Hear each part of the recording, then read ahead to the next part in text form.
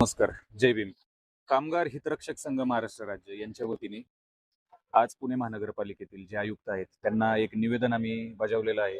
त्या निवेदनामध्ये पुढील 15 दिवसात सदरील प्रकरणात जर कारवाई झाली नाही तर आम्ही आंदोलनात्मक भूमिका घेणार आणि योग्य त्या फौजदारी कोर्टामध्ये योग्य त्या कलमांतर्गत प्रकरण दाखल करणार असं आम्ही त्यांना बजावून सांगितलेले. तर सदरील प्रकरण असं आहे, 8/12/2025 रोजी राहुल गोसावी या व्यक्तीची कोरेगाव पार्कमध्ये स्थित असलेलं जे कचरा डेपो आहे, त्या कचरा डेपोमध्ये काम करत असताना जेसीबी बेदरकारपणे चालवल्यामुळे त्या व्यक्तीचा त्या फाळक्याचा मार लागून मृत्यू झालेला आहे.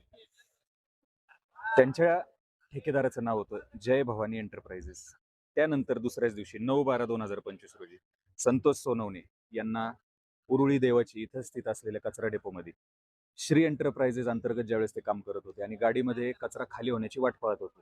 12 तासांची यांना ड्युटी जर नेमली गेलेली असेल तरी त्याही पेक्षा पुढे जाऊन या लोकांना 18 तास 16 तास असं काम करून घेतलं जातं आणि त्यामुळे ही लोक प्रचंड प्रेशरमध्ये काम करत असतात. त्यांना त्यांच्या शरीराला विश्रांती भेटत नाही आणि एका प्रकारची ही अनफेअर लेबर प्रॅक्टिसेस अंतर्गत पिळवणूकच आहे. तर या दोन्ही व्यक्तींच्या मृत्यूला इथले ठेकेदार आणि पालिका अधिकारी ज्यांच्या अंतर्गत हे काम चालतं त्यांना आम्ही जबाबदार धरणार आहोत.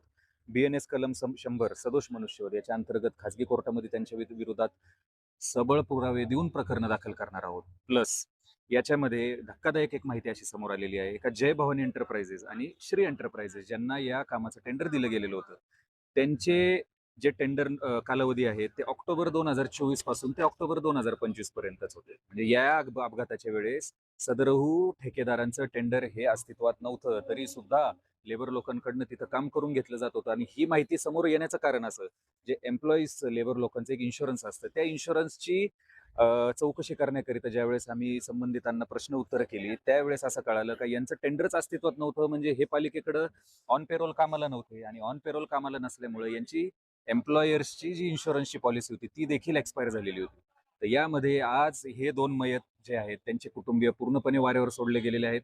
पालिका कर्मचारी असतील, पालिका अधिकारी असतील आणि ठेकेदार असतील यांच्या बेजबाबदारपणाच्या वागणुकीमुळे या दोन्ही कुटुंबांवरती, गोसावी आणि सोनवणे कुटुंबांवरती आज जो एक प्रचंड संकट असं उभं राहिलेलं आहे. त्यातनं कामगार हितरक्षक संघ महाराष्ट्र राज्य यांच्या वतीने त्यांचा कायदेशीर सल्लागार, त्यांचा नेमला गेलेला वकील या नात्याने कोर्ट प्रक्रिया राबवून संबंधित अधिकारी व ठेकेदार यांच्या विरोधात कडक फौजदारी कारवाईची आम्ही मागणी करणार आहोत. धन्यवाद.